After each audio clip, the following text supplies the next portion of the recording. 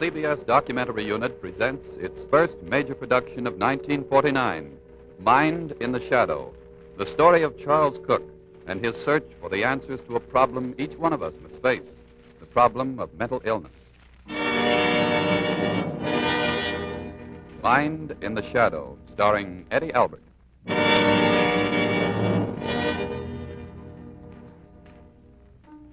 I'm Charles Cook, a writer. My story began 5 months ago.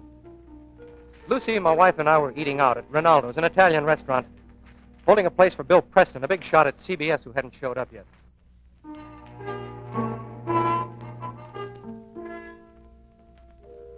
Why couldn't she control it? Perfectly normal, intelligent woman, she's scared of birds. If a pigeon flies near her, she goes out of her skin. I didn't want to do the story. It was too close to home. But I couldn't tell them. Now, could I tell Bill Preston that I think my wife's... Well, something's wrong? Could I tell Lucy? I took the assignment because that closed the discussion. Then she couldn't think there was anything special, but I was afraid of the subject. Afraid of the subject of my wife.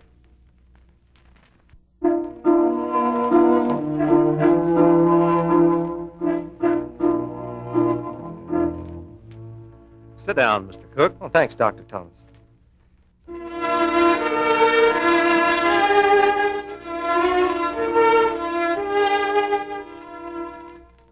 Nice guy.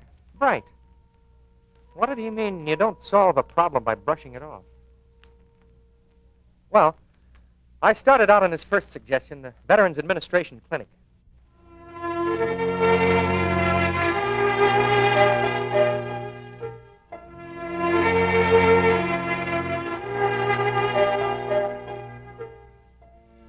The next appointment was with a Mrs. Anson at the Mental Hygiene Clinic.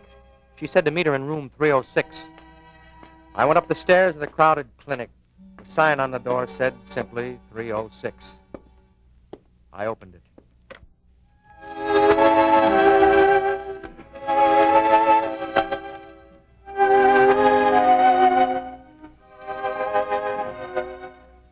I walked down to the Mental Hygiene Clinic.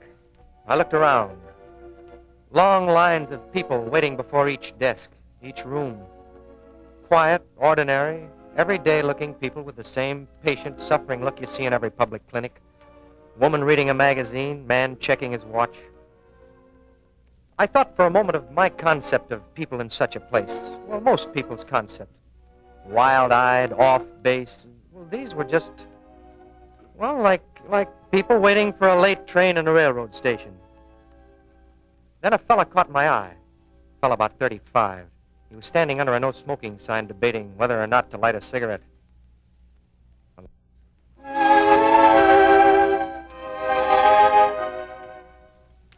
I checked. Mike Fine had exaggerated a little.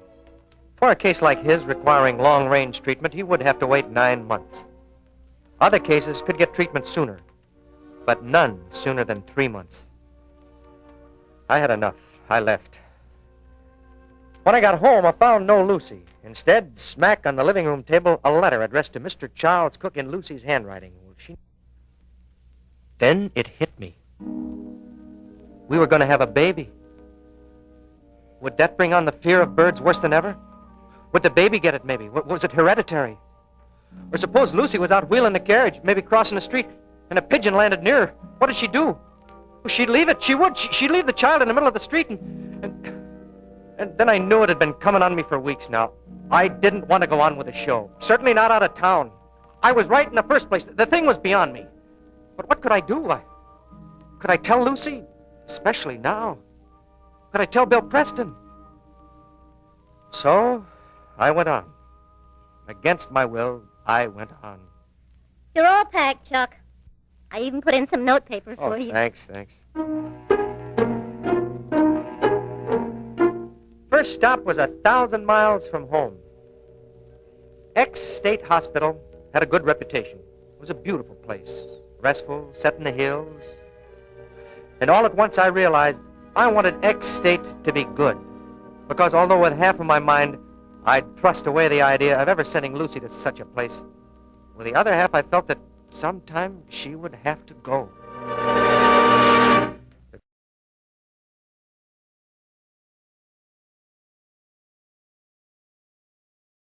Occupational therapy, a small room, 30 women crowded in, sewing pillowcases and sheets, sewing mechanically, not saying anything. Other rooms opened with a key. A kitchen, patients working there. Then... This is men's violent. Ward 10, men's violent. Their faces were uniformly sad, uniformly gray, except for an occasional twitch and someone pacing near the window tensely. I looked for diversion, newspapers, chess books, you know. On the floor was a torn checkerboard and one comic book. A group of men sat on the 2 benches near the window. The rest sat on the floor. Some lay on the floor. Now, this is the game room, recreation. And the rate. Grayson was built like a wrestler, short, low-slung, with tremendous shoulders. I noticed that as we stood there, a semicircle of patients had formed around us. They'd seen the doctor enter, and they waited and gradually come close. One of them spoke. Dr. Bendine, when can I talk to you? Okay, Mr. Grayson, okay. He slunk away. There was fright in his eyes. And all Grayson had done was to move his very expressive arms in a slight gesture. They all got a grievance. Every bed was filled, and there were cots in the center where there should have been an aisle. I had a terrible question. What if there were a fire? And then I saw a lovely-looking girl, auburn hair and a sad smile on her face. She looked familiar, a little like my wife, like Lucy. Dr. Bendine was over with the attendant about 10 yards away, and I noticed she was coming toward me. Who are you? Well, I'm just visiting.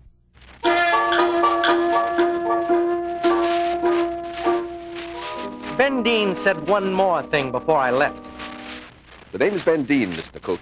When you write us up, E-N-E. No, I-N.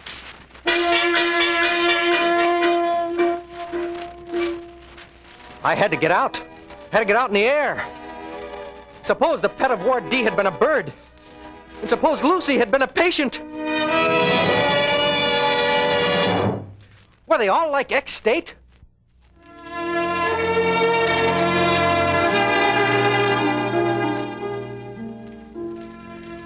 Was Dr. Boyle right? I had to know. Ever since I'd allowed the idea to form itself in my mind that Lucy had to go to an institution, I'd been hoping the places would be better than they were, but, well, ex-state had cured me of that. Ex-state and Dr. Paul Boyle. Most institutions were located in out-of-the-way regions, difficult to get to. But T State Hospital was in the heart of a big metropolis. There, I saw a meal served.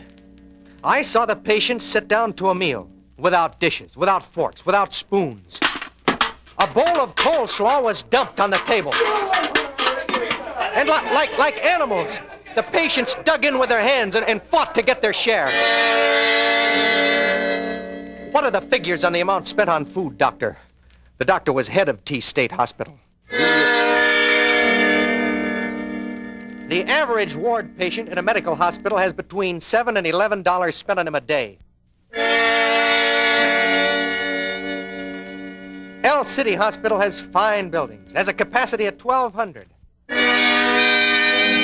I talked to one patient who had just come out of a straitjacket. Everything wasn't black. Most of the interns and doctors and nurses and many of the attendants were good, decent people fighting against the tide. It was a little like war. And like war, you heard the wonderful sentiments of people. An intern. Sure, it's tough, sure. But if we stopped, what would happen? It may take years, but I'll get it. I don't stop easily.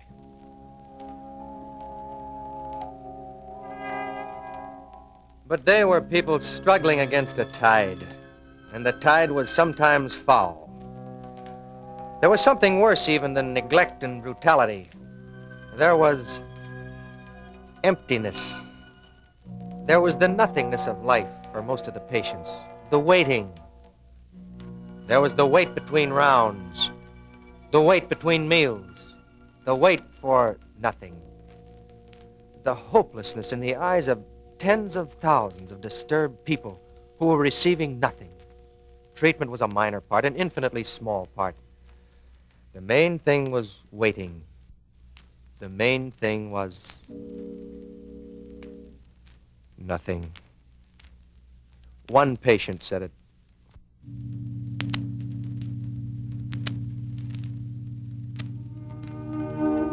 I couldn't take any more. I couldn't stand it.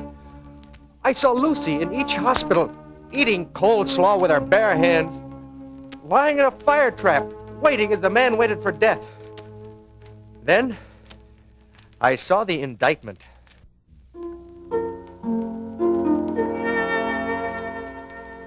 I saw a librarian, Miss Kent. Well, I saw men and women painting under expert guidance.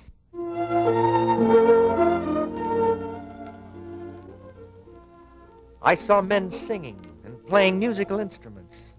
Patients dancing together. They even had their own radio station run by the patients for the patients. I saw that it was possible to effect cure. I saw doctors being trained to bring the wonders and the tenderness of modern science to bear on problems of the mind, the serious ones and the ordinary ones like insecurity producing marital troubles, like anxiety producing stammering, and the 101 other forms that personal and emotional difficulties take when the body no longer knows how to cope with them. Phone call for you, Mr. Cook. For me? Your hotel, long distance. They transferred it. It's New York. Hello? Chuck, it's me, Bill Preston. Yeah, what's the matter? Take it easy. Something's happened. Lucy. There's been an accident. Oh, no. Don't worry, it's not serious. Did you get a doctor? Yes, I got a doctor. Look, I'll get a plane. I'll be there as soon as I can. Tell Lucy. Tell her I'll be there. I got to the hospital from the airport. It was about 1 in the morning.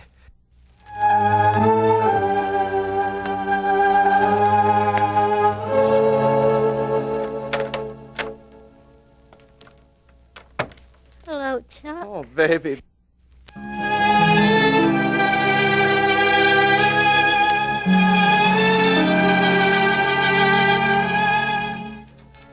So it wasn't much, and the baby was all right. That time.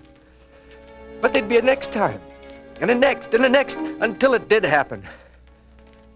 Well, the day she came back from the hospital, a week later, I went to see Dr. Thomas.